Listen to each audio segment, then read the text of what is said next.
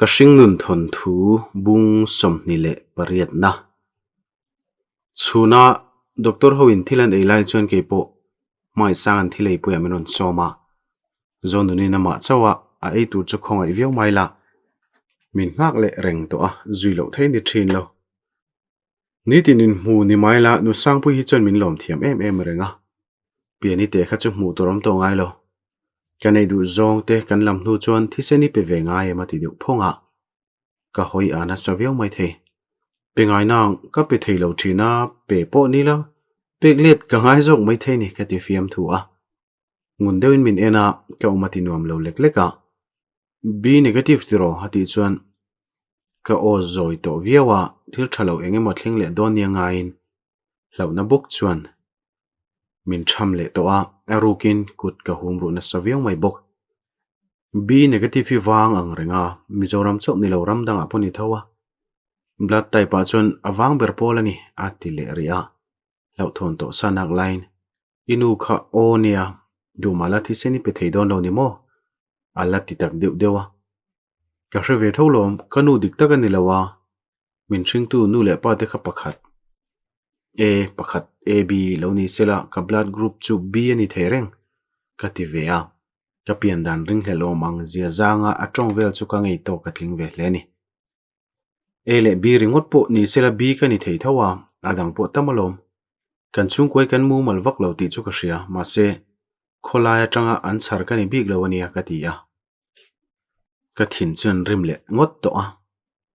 chu ka soitum po ni lo halo ti a o chang le ne lom lo lutuk chun min ti thin ur zuala lo na la abo chuang hek lo engei soitum chu ka ti chuan omtei pa hi akal tha ka nga ya kal thak don chuan thi senin mil te ngai ve a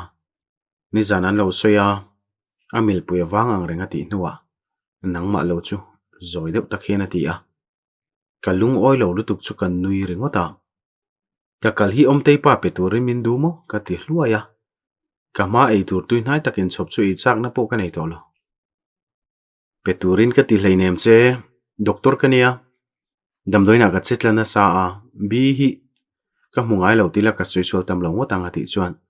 chu poni senga ti soi chu kher i soidan ma khan omtei pa pui turin min be seiniang mizoram chung kher lo apon omang chu an hausa tholom zong se ni mai lom ke chuan ka pedon lo ka ti de bura ka tak sa peng pui mo tak mai mel hriat lo hena pek chu ka tum lo khop mai thime kila chu thu shan ania dam tuma ka be lai me ka ni le ngala ei tur kha dayange ka zona po chang chung lawa ti nu chuan ama ei turin chhop chu ei zui ngala omteina ti tir chemi ka lo ti le ngata thil hote po thleng se hlau na hian ngai tu na tikal thui vek to thina atan nge yom deuh don ma se ka in sum thei bik tlat lawani tuman an threlo hati deuh muka omtei ta na ka blood group ron hret dai ngaina aum lo ti chu hre chiang viang mai la apa blood group hriat khan i soi chuak pal te poni mai theya ka ti le shama ameng dur ta viau mai thung i nuam lo deuh muni le hati chuan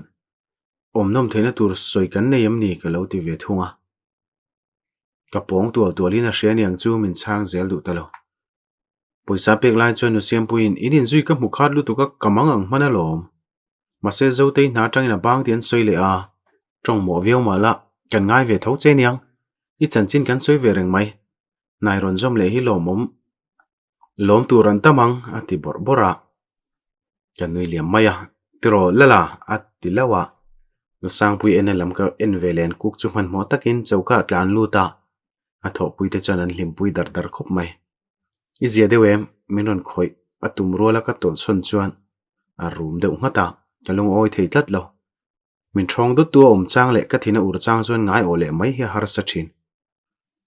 kalut ngal mai donia zon duni lo boi lu tukang ti len her ka ruala pen khat lek po ka pen main ka ko ge doma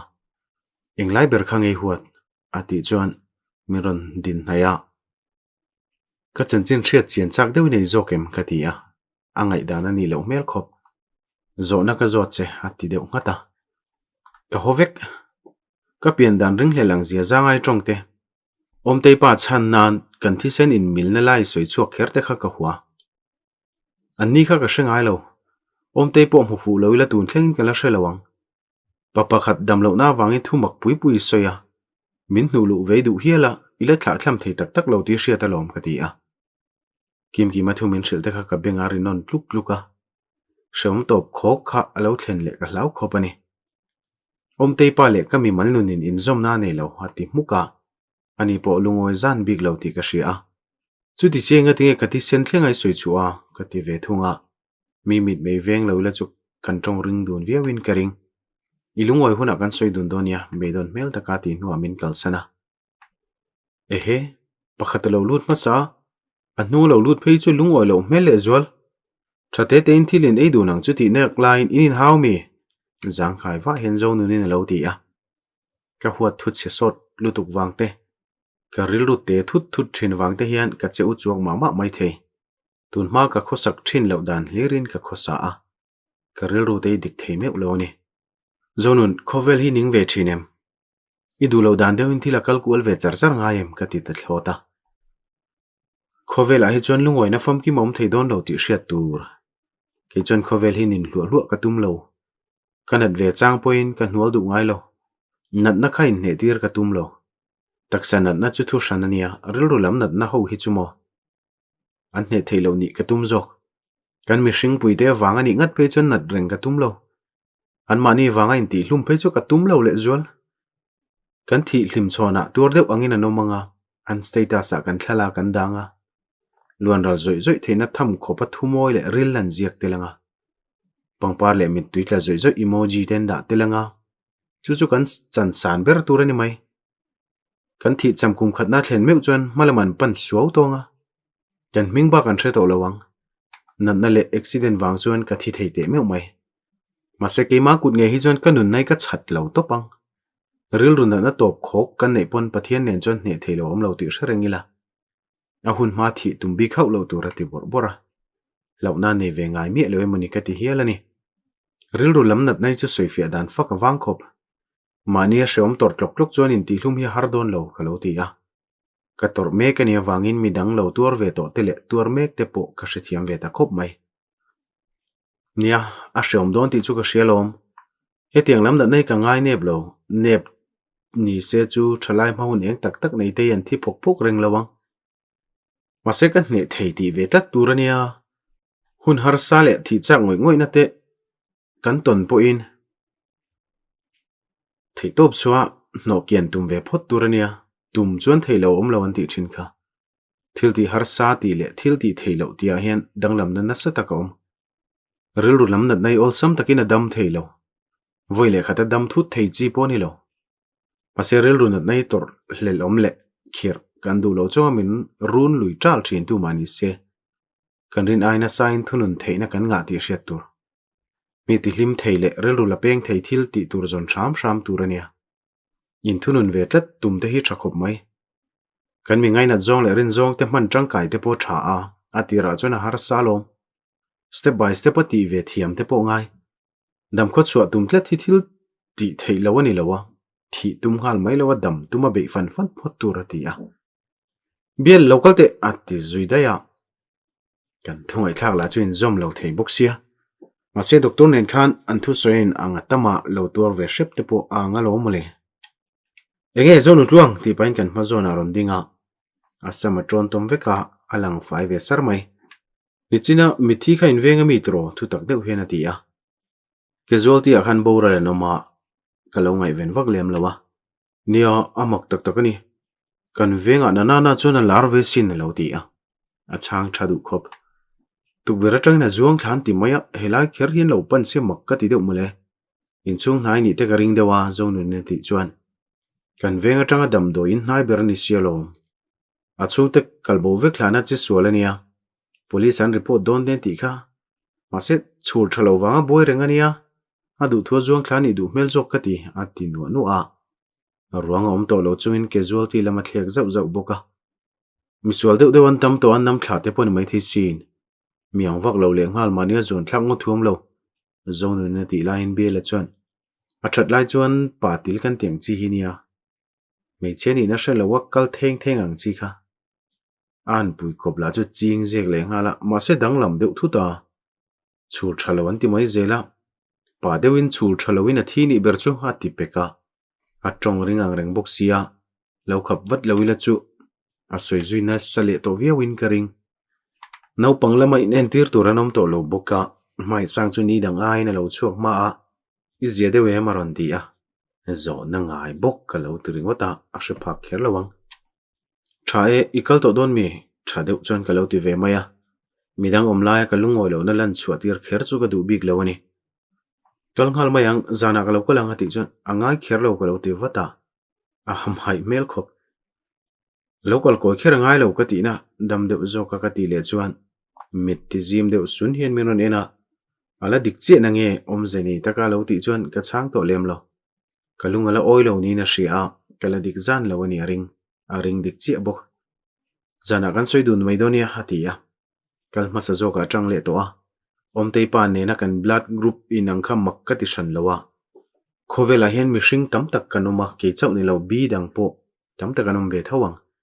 ka tak sapoi mo lai mi dang ka pek chen dai te chuan dam tuma ka be ram na hen om je nei theina nekimi po ni dang ai na lo chuk thama dewa akal hi akal ve mai ngai lo reng renga a ke pe na zang wa a phe khok nung a nu om poi ka she ve ngai lo phone be mon mol chungin min kal pela kim ki ma kha hroi ve dai se kamit moron in lan to lo turin ka du tak zetani nekimi bial pani wang shim shim po hen ka mu she a ang thia chu vai chon nekimi hian min ngai na thei to ngai lawang zinga lo kal pa khana lo lam don ta che em zo nu ni chuan ala sui chuak le tangala ka shelo min lo lam no se ka ti nia mi chanchin chelai soi pe bok sia mi pa ti tlak poni lo ka ti hlak hlaka a mel ka ten chi halo ti vele to a amit meng hian ani lo lai mel du mel bi griawani a meng sexy poni lo a meng sexy chak ka ti mai a pon noi men tlata ati chon kan nui haka ifan soi thiam takeo ka lo ti chon a soi chak zo saw mo ti turani mak pui pui na soi zui na samai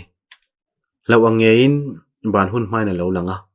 chabi vai vir pa local pheite chu a vai fim reu hian ka ria vai mi pa in la pa deuh hi ang kati vai hi chu anin lak pa po le nui zat thak maya in pe to emaron tia a o hi thum ei lawa mai sang ne neng ki man sang hlak tila dik berang nei ki mi hian eng la nge modu ni zonu ni nen hen horol kan lo tuma ka ti rolin ka thenu chun nia alo ti ve ngal zata alo tong ve zel chon min rin lo phang ti hlawi na mal ka pi zawa kim ki mala chon jam lo takhian I thenu hi lo hak lokro atia zonu ni chon nial tat se ka ti khermai engatangi ti a kalkoine turkan ne kan hman mo viau si na ti chon sopui turkan ya arei lawang hati zela alu lulu tuk choka huat to ka tlinga mai sanga chanchin ba ka soile om top silo ti khan soi maila tin kaloin rola min kara tlak ze thala tuma min du thle hle la hi dot manglo chon po thena har khop mai a dot soi ka ngai thlape lo ni ber kalong hang che hati nu akal sona ase kal halo damlo ho thu na thina a thu chu theito pana sain ka mela amit meng chu thushan ango le lutuk te chu atenom lek lek ani mi pango hleng hlung hian eng lai main kam mi tan langai lo shrim shrim bo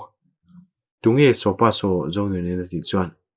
ka shelo ama son min thria ka lo ti ya nei kimi hian anin lai chi na hi mi hria thei turina lan tir ngai lova chutianga ti chan chone ka ring bok ami mal thil za sakin ke pon thareng chungin ka zep puyani kan doctor na hria chuan a thin rim na sadoni o nangpon mi chedang de na mu shomi tia ani po nang mang chi khaine ve don ti hriala mi pa te tharum ti lo achan me chi a hian an chakwak bik lo mai theinia ati chuan nang ain kal son turin ka du dai jok ka lo ti hlaka ma son na lam soi tura shele don boxi lo ka bial pa that lo na lai ka ngai thale reng don ti na ni maya kan ho huna ni chon zonu ni chu min khak lui tlat turin ka nge na tereng mai ka lo thu charcharang man mo turin in nordonia ati ta ka chuan kim kima min lo ha na lam chu ka pana mundanga kalkhera ngai lawang ti hiani du chu soi mai ro ti paina bula ka thuwa a soi tan ma tangin kan ning ngal der mai chunia engti gange hun tholi nei theyang ati chon a hun thol ka nei ngai lo ka ti deuh maka anui ri thleng chon ka hodeu lura om te lo le thena ti boi hle cheni tro ati vei thlupa ka chang lo ibial pa hi amai ve tholom mi hausa chung kwa chu ni sela kha vai pa kha nei hau lawang ati chon kameng ko kin ka ria an hau salo mo ka ti deuh hluaya an tla chia ha dam hmel tak hian a ti a amak hlem chute chu thilom theilom ka ti a chan nuam a ti tur chi takani don miaw wangin zona ka zo bel zel du lo dor lian takan nei thina an khosak ponuam nu berin poisa hmana thiam lowa pa berlain zuina chinga nula nen zu nen nuama chena fa pahnih chawan neya an fa uzo ka felbox zilo an da thak chu ni ber hi ban nei truna omte che lo chan tu man an barul ngai nan hre hlei nem an mol pho tak tak ma poisa pe thei tu a ni berin ka hria baka poisa ren lo thangan nia re thei thut khan thiam lo ati ta thowa tu te po hian thon thu kan lo nei nge ni ro te te unaw lo trong tam lo zia te ka hriat pha boka omte chanchin soina hun chuan nga ma se che zong in an soi ngai lo an chung ko chanchin phei chun la soi ri lo hrim hrim engber ngai soi du ka tinon le a midang chanchin ngot ngai thlak chu ka kham dewani hun tholi nei thei hun ka shadu alo ti wata hun ka nei ve ngai lo ka ti kha ka ti chuan ni le helai munain mutur chain ka local zia mayanga ti deuh tlata ven thon tur nei lo ila chu mol pho huamin kan nar nge nge yang min za lo ni point nei chemical za ve ta che ka ti a he pa hen lunga ti jing le zual min ti mangang to khop mai du na tu mit mai ma ve na ngai hlei nem midang chena ka du wang ani lo ka ti to kha keima lo midang in an nei che ka phal lo zo ka ni ti a ka ten ngoi ngoi ni lan chu tir har sa khopin ka ten ti la ka soi sual tam lo khopang ithil ti lai hi beidon na tur mai mai ni nang ne ai chuan pasal nei lo fa patrol pui thak ka du zok ti pak ka tho chu ka ban re ka lo mana ka thing thlarang khop mai milo beto lo la voi khat ma lo kal to lo bokro nang ma wanga huat ka hloni vai chuan ka zak du don bi khau lo ania ka ti kha kha nuwa kan thun na lama ka leta min zui ti shemai la ka ding du to bik lo kalang zonun ti le bek lak ka rola lau te po ka hlau de rewani kalau biang cheo zo te hati chuan a deu ni karing min zar huam hom de ka ngai thalo zonu ni kalpui hlok hlok pa chuan ke ti a chu lom he tiang hi chun hlo omasin a chil ne hi chu thalo reng reng atina du meng che ti hlo omalom hoile zau zau pa chuan ati ve a anaw thina khana ngong lu tu kanga a at pha dai moti turin lo mo a khu sakle mai sa shil top mai ro garas lampana kan kalaya ti chuan kan boile ringot don sin kan vain min hong lenga min dem le dai seng tinge ka ti ve ang kalo ti thunga ril ru boy lai lo ni bok nen aronin lar hun lo khop mai ni danga chuan a rualin hodon lo maila scooty lak chung hen kota ka lo hak reng thina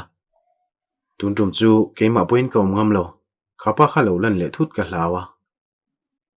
mania ka du lo ani lau du su o kom ve chung chung tin ma ti lawang che action point mulola a him chen azel muitum donia ke po mana chuan hi tiang hi ka ni thina lom kami patona piang te hi khumin kai pui tu man ni zela he tiang mi pai chu anom reng don chuti rolin mi fel le upon lo lang ve zel tho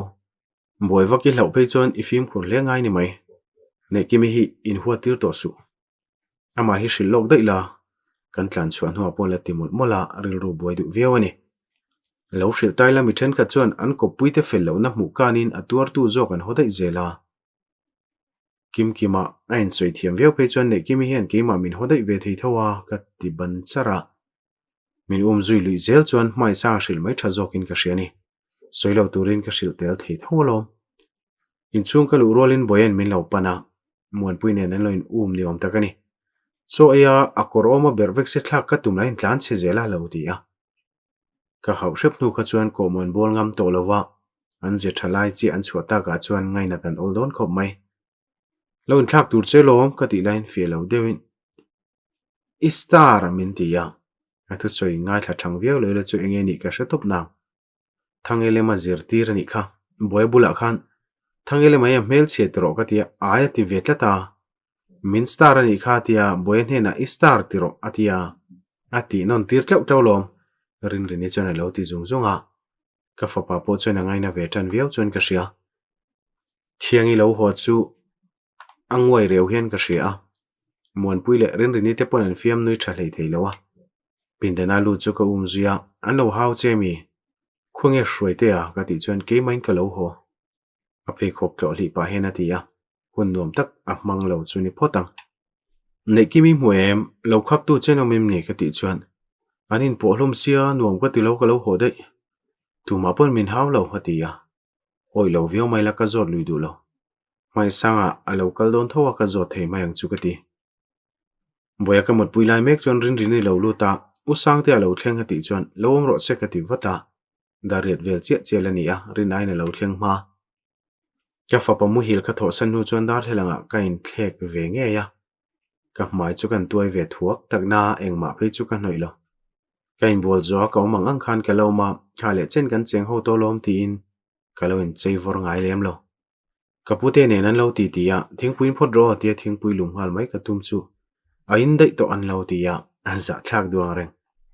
ka pute la chuan e zo na thak thu ta har sat zia te azuin tlem har sa ti zia te le ain leng thin te ngai chang ani ve thin te a soi du a an pia chuan ka thu ve tarenga an ti ti chu han zom ve thei pok ani chuang lo soidun tur kan la nei miaw wangin bathlara in bang hengin kan thu du na pona eng kan chin na hnuai thu thleng kan hunga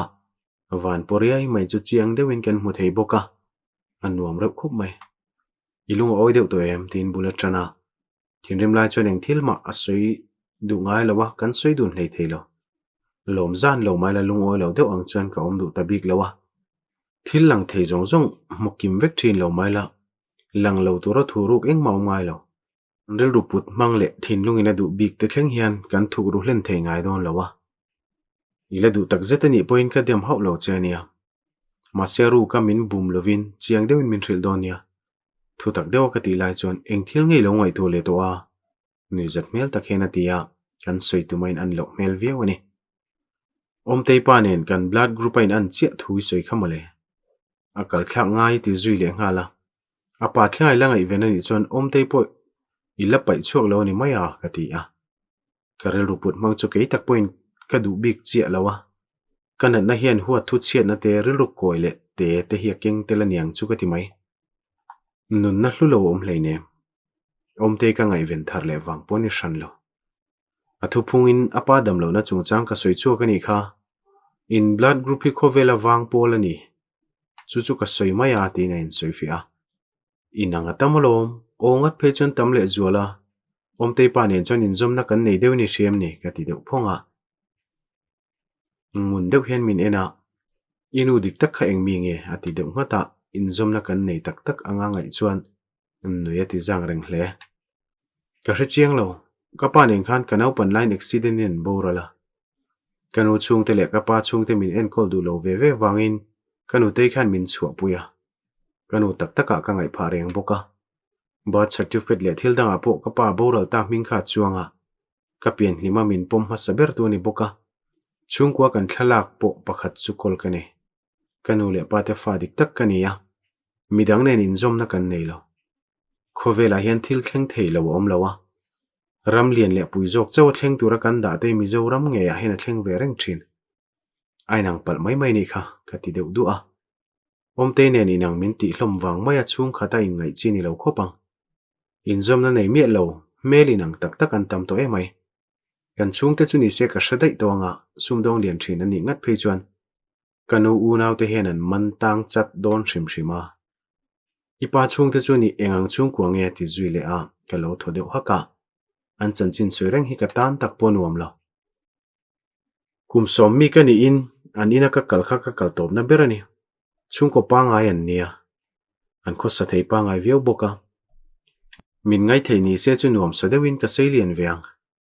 min ngai na thei tlat lo wangin kanu bok khan min la chuak le a tun thleng hian kala mule talawani mu tum na po ka nei lo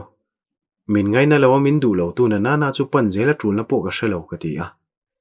kanau pan la ngai tu chuan rel ro na thar le thina in china tlem te tal an nei vengem le ti hi mana ta to tun thlenga ka hria chak ber polani ka nei chengai dam mayang ati te daya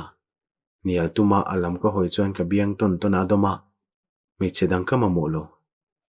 ngai that lo nai nei thin khada bola ke ma chau minin ro mi chedang buai puina hun ka nei lo bok kanu pui turini ati a rin hel lui zela har khop mai min ril hel lai nei big lo tro ka ti chuan ka ring che ka ti thin kha nang chui chaka engkimi ne vek theyang ze nei deuh tak hian ati a ma ka son theina na min fui je thina wang hena lom abula nuam ka ti em ni ka mui ngot tamel ngar lai chuan ka hne theiring tak takem ka lo tia kamang an na le thaba thin na te chu vai kian vek chu haradon lu tuklat theye tum chuan theilo om hlei ne ma tia minon fop zawa eng hnuai om kan ni meo wangin ne reiro anilo ne kimi hian min la huai ni shem kati chuan holowang tuma ho tak tak ngai lo atia ke pon ne lom lo chi ve shim shimani karina rei to a ase bial pa kho sakdan hi hriat hun chuan min hole viau mai the ni kim ki manen henain kopna rei to em kati le a ka hriat pui mi lo alo ti mawa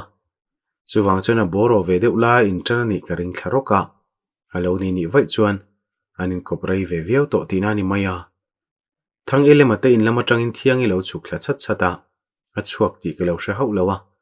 kan zona lo thlen ma tangin usangte voin khan ka mureng cha ika zente ho in bo boilu tuk che ka lo ko du ta lo che ni kha ati lang langa inga tingi lo ho da ya ka bulami chana ti ve thunga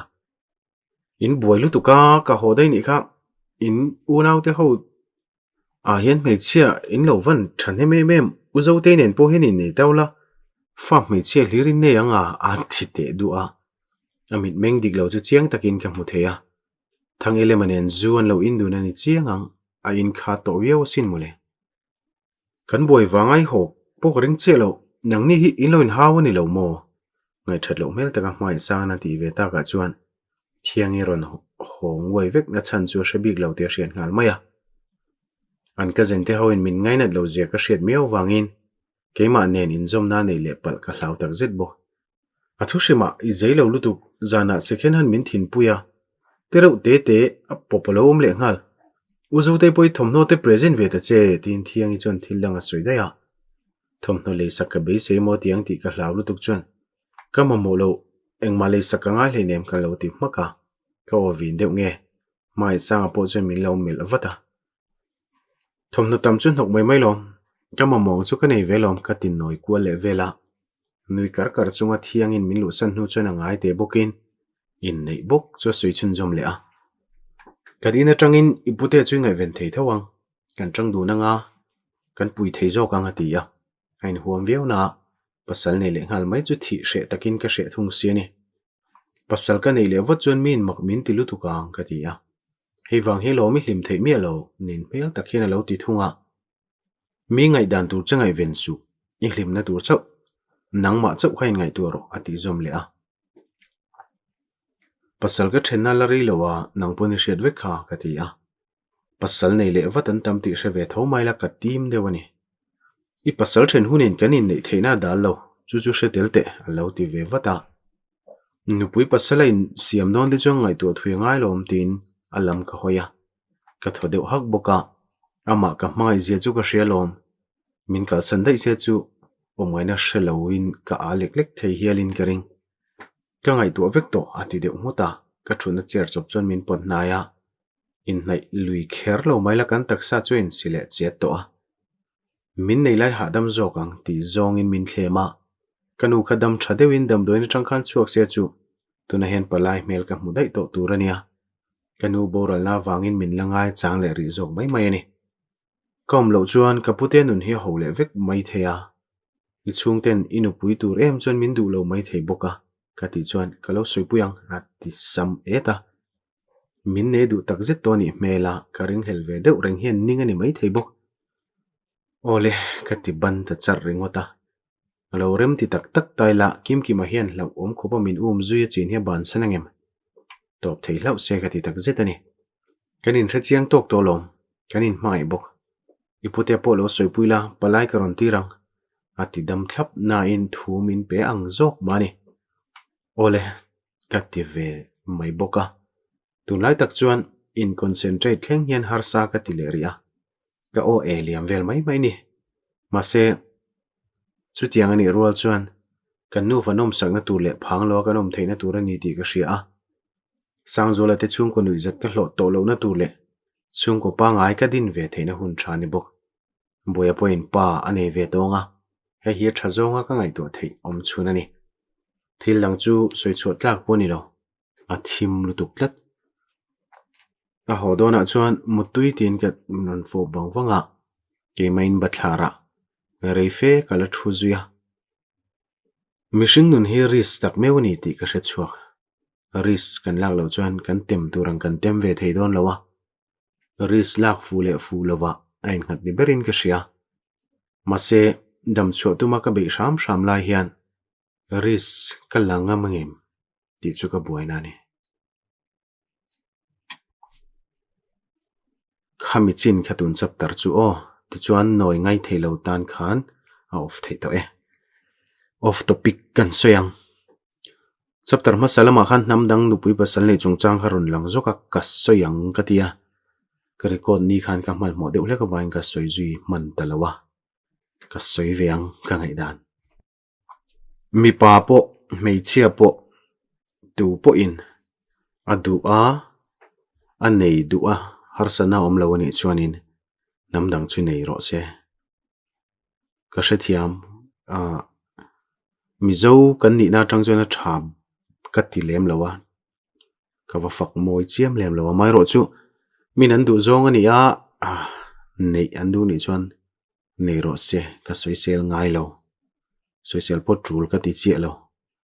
ma se ka soisel thin ber zo ka chu namdang pasalan han neya mei chia kan lu tang namdang pasalan han neya mizo community aron lu le phet an tum hi a thalo ka ti hei chu vai pasalan neya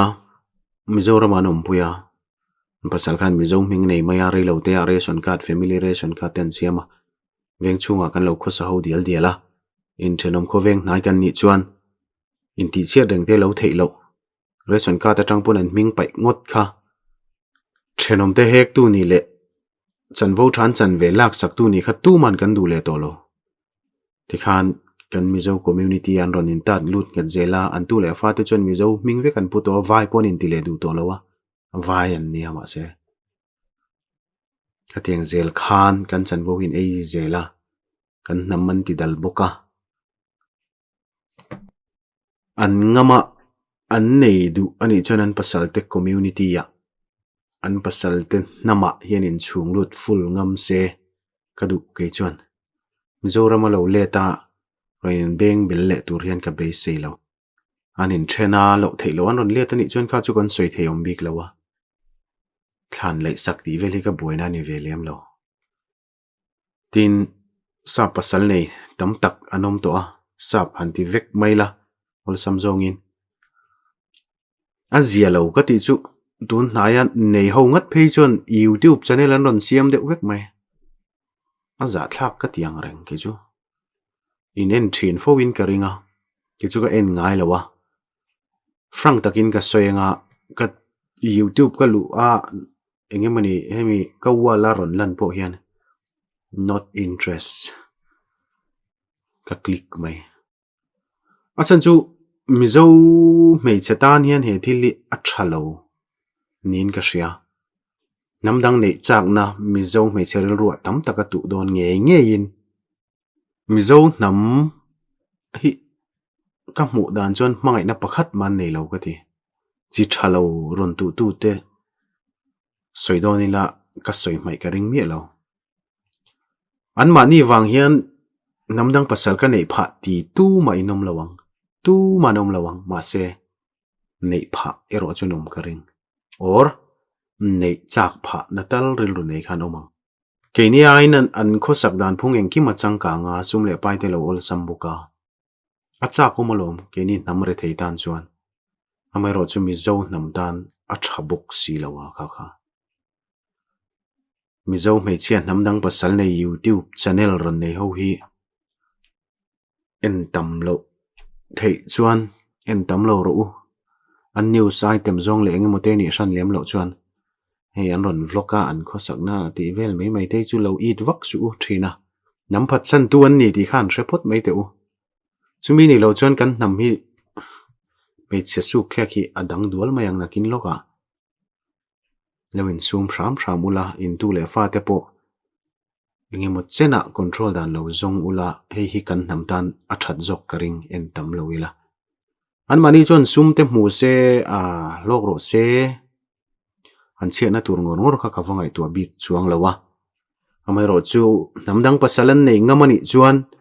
an pasal te community a khanin ta lut vero se sap pasal nei American pasal nei chuan American society a omsela